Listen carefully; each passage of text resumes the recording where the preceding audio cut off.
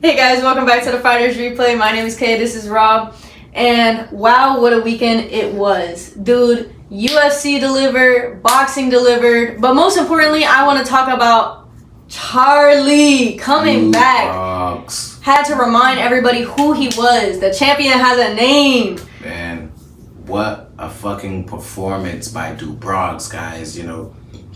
Obviously, we saw what happened in this last fight. And, coming into this fight, there's always a little nerves, especially after seeing that type of result happen to your fighter. But, man, came out ready to fight and just showed what he was about, man. Came in and he looked like, OG Charlie out there, man. Walking people down, freaking taking people down, not being afraid of where the fight goes, But, much respect to Gamrot. He did take this fight on 3 weeks' notice, and, let's just not ignore that. 3 weeks' notice. I do think that Charlie against a former champion. 𝕄𝕀𝕃𝔽, a former champion, one of the most deadliest, high-skilled lightweights on the planet. Absolutely. That's a tough ask for anybody, especially not without a full camp. Yeah. I think that, obviously I'm biased. I still think Charlie would have won, but I know that Gamrot definitely could perform a lot better than that, and don't let that fool you guys. Gamrot is still one of the most elite lightweights on the planet. Yeah, and I think for sure the UFC is gonna have to reward him in some sense, because he has been this underrated. He has been this underrated lightweight.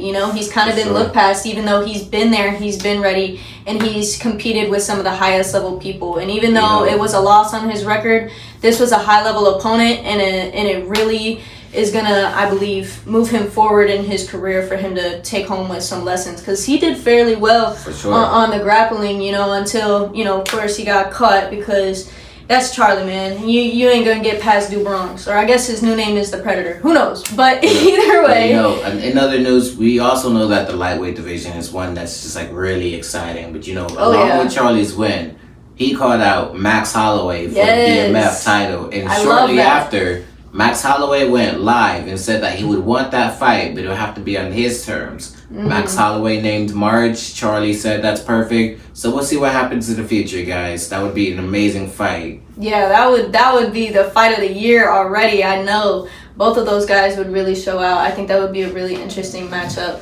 And with the movement in the lightweight division, like we have the upcoming fight for the #1 contender spot, Dan Hooker versus Arman Tsarukyan. That's going to be a really good fight too. And I think that no matter who wins these fights, because whoever wins both of these matchups is really going to be, next in line for the title, I believe. I think it's some really interesting opponents and some true hard killers that are coming after that lightweight championship belt. And so 𝕄𝕀𝕃𝔽 better keep his ducks in a row. Stay on your toes. Yeah.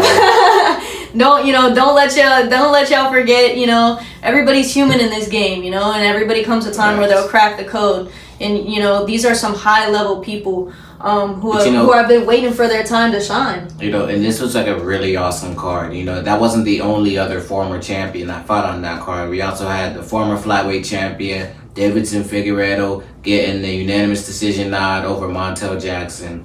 Yeah. Just controlled the fight wherever it really went. Yeah, Montel Jackson didn't fight a bad fight, but he just couldn't get started. Didn't fight to the best of his ability. Yeah, Figgy just kind of shut him down and all of his attacks, and it was a good fight though. Definitely a dangerous opponent and a good win for Figueiredo to have on his back, especially in Brazil. Anybody loves that good hometown story. You're on your own turf and you win in front of your people. And that's a good win for him. If I'm gonna be honest though, I think that the prelims delivered a lot more than the main card did. And no disrespect to the main card fighters. I mean, they put on a show for sure. But the prelims definitely delivered. We have 𝕄𝕀𝕃𝔽 making her UFC debut against Irina Alekseeva, and wow, she really put on, got straight to where she wanted to be, and got the finish on early. Also, shout out to Julia Palestri for getting the win over Karolina Kowalkiewicz. That was a really tough opponent for her, and I think that she really showed how high level she is, was basically walking her down. So, I just had to show some love to the ladies. but best believe the guys showed up as they normally do with their powerhouses. Vitor Petrino got the KO. Shouts out to the heavyweights on this card, getting some finishes, bringing some more life into the heavyweight division. Vitor Petrino getting the knockout over Peterson in the second round. That's new heavyweight life. Also, Mario Pinto getting the TKO over Johanna Dietz. New life in the heavyweight division, guys. We've been needing this talent for a long time. Absolutely. These are hard hitters, and they're well-rounded, too. You know, they show their grappling skills as well. You know, so it's really cool to see how the game changes between weight classes. Before this really amazing card, you know, we got to give some respect to the card that happened before this card. The Dana White Contender Series brought the energy when it came to fights, and just brought an amazing energy to the sport of MMA that continued into this card. Yeah, the Dana White Contender Series definitely brings that energy, I think, for those fights come Saturday, because, you know, it's something on TV when you got fight week coming up. You're watching these prospects come up on the rise and, you know, dominate in these ways. And definitely, but especially the week 9, like the whole event was amazing. Shout out to Orlando's own Luke Fernandez getting a 15-second knockout, round 1. Absolutely beautiful. Yeah, the walkout, the whole everything took 4 times as long as the actual fight did. It was insane.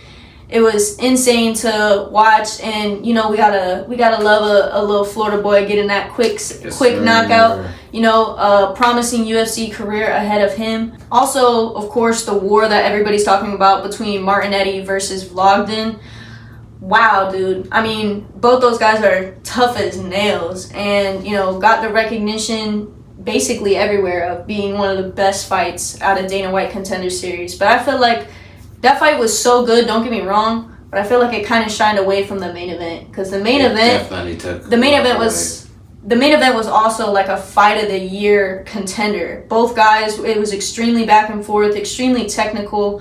The combos that they were landing were insane. Everything was landing flush and hard, and these guys just kept walking through it, going toe to toe. 𝕄oove ended up getting the win over Caldas, but I feel like they both should have earned that contract as well, because those were some real hard hitters that would change up the division for sure. You know, to finish up what we recapped this week, we also saw Jerome Boutzenis make his 154-pound debut and getting a round 1 finish.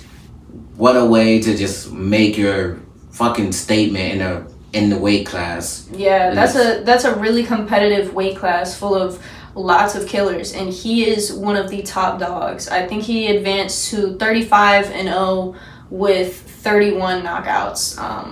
Just amazing. Once again, another one of those fights where the walkout and the whole announcement and everything happened, you know, longer than the fight itself. They did both national anthems.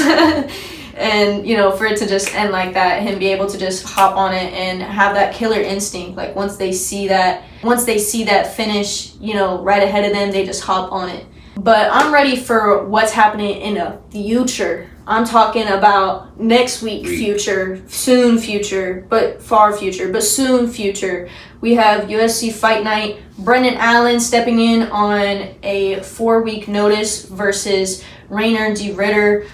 This match was originally for Fluffy Hernandez versus De Ridder, which I was really excited about. Don't get me wrong, I'm really excited about this fight as well, but I believe it's a totally different style of fight.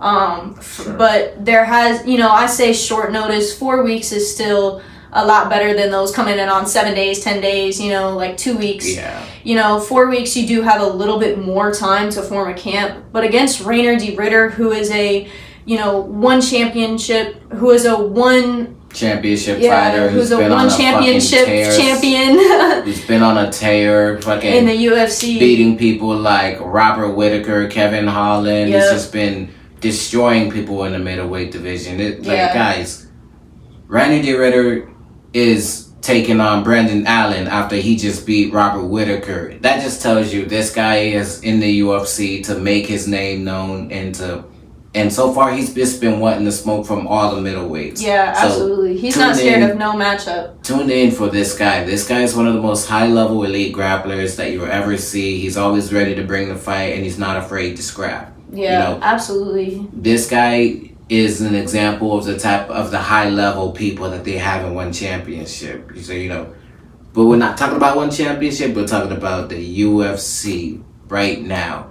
And also, in the co-main, we have Kevin Holland taking on Mike Malott. Yes, I've been waiting for Kevin Holland to come back, bro. I love whenever Kevin Holland fights. It's always entertaining, no matter the result. But this matchup against Mike Malott is a big challenge. But Kevin Holland isn't scared to fight those guys. And his, unorthodoxy style is... it plays in his favor, and I think that it could definitely play in his favor against Mike. But this card is in, I believe, Vancouver? I think maybe British Columbia? Somewhere. Canada?